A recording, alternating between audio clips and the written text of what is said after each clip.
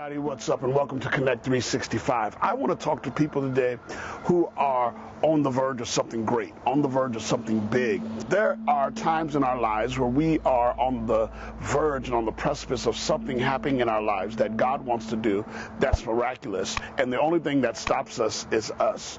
We read in our reading on today, in the Old Testament, we read about Moses sending out the spies, and when Moses sent out the spies, they came back and they brought the fruit of the land. They brought and they saw all the things that God had told them were true. They had the evidence, they had the proof, they had touched it, they had seen it, and they came back and said, we can't have it.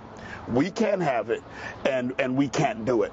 Two of the spies, Caleb and Joshua, says, hey, we're more than able to do it. But the others had gotten in the minds of the people and had been so negative that the whole Israelites, all of them, decided that they didn't want to go in and take what God had for them, even though they were right there.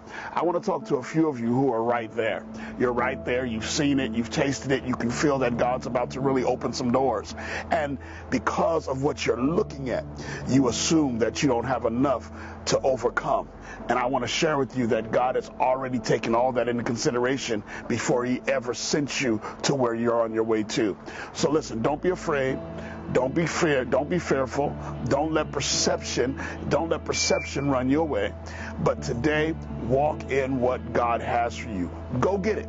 Go get it. Go grab it. Take hold of it and do what God has called you to do. Don't be afraid. We are not given the spirit of fear, but power, love, and of a sound mind. That's not God's will for you to be afraid.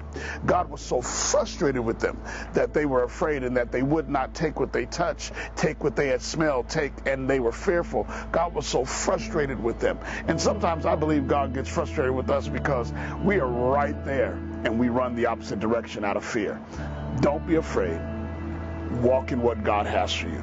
There's a Kinnect 365 moment. I want you to come back on tomorrow as we continue to connect with the Word, with God, and with what God has for us.